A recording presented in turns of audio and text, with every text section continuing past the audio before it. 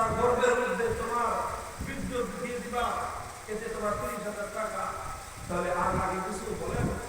এই ষড়যন্ত্র চলতেছে আজকে বাংলাদেশে।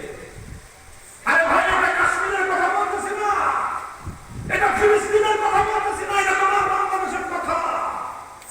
আর কোথায় গেছো তোমরা এবং আমরা?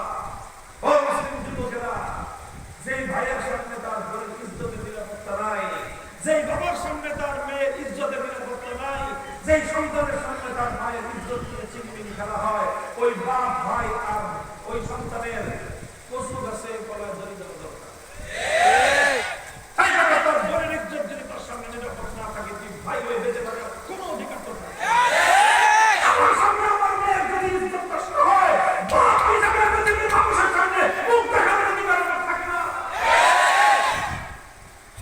বলবেন করবো, কিন্তু করতে হবে একটা কাজ করতে হবে। মুসলমানদের ঘরগুলোকে সংরক্ষণ করো, মুসলমানদের ছেলে মেয়েদেরকে ইমান শেখাও, ঘরে ঘরে মেয়েদেরকে বোঝাও ইমানের কাজ আছে।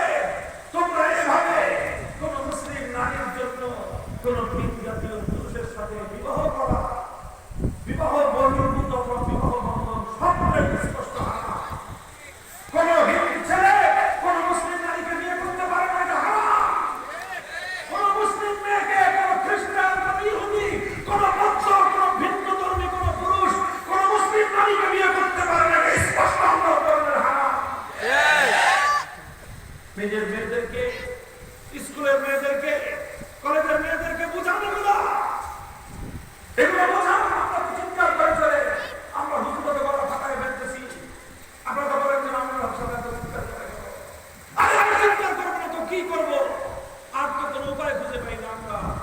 আমরা বলতেছি প্রাথমিক স্কুলে, প্রাইমারি স্কুলে আমাদের ছেলে মেয়েদেরকে, মুসলমান ছেলে মেয়েদেরকে আমরা কোরআন শিক্ষার ব্যবস্থা করেন না। অন্যরা মুসলমানদের সন্তানদেরকে প্রাইমারি স্কুলে কোরআন শিখাবে না, শিখাবে নাচ গান। বলে এগুলো এই দেশে বরদাস্ত হয়, সহ্য হয়। আর একটা নাচ গান শিখাইতে হলে তো বাড়িতে বসে শিখা। জাতীয় শিক্ষা ব্যবস্থায় মুসলমানদের সন্তানরা কোরআন শিক্ষার ব্যবস্থা থাকবে না, ধর্ম শিক্ষার ব্যবস্থা থাকবে না, ক্লাস 5 পর্যন্ত কালেমা শিক্ষার ব্যবস্থা থাকবে না।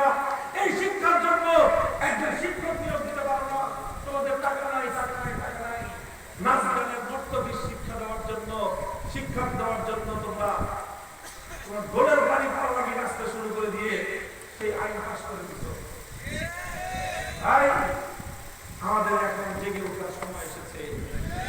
ভাই যুবকরা, তোমাদেরকে আমি বলি, যুবক তোমাদের যৌবনের দাম সবচেয়ে বেশি আল্লাহর কাছে।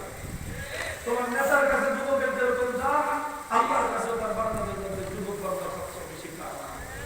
নেতারা যুবকদেরকে খুঁজে টাকা দিয়ে ফেলে, হে যুবক তুমি আসো, আল্লাহর দ্বীনের পথে আসো, আল্লাহ তোমাকে জান্নাত দিয়ে খরিদ করবে।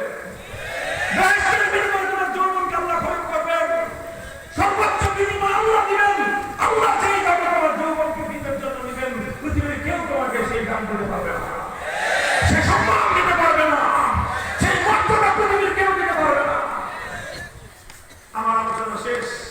আমি তোমাদের কাছ থেকে একটা শপথ নিতে চাই, মুসলমান ভাইদের কাছ থেকে শপথ নিতে চাই।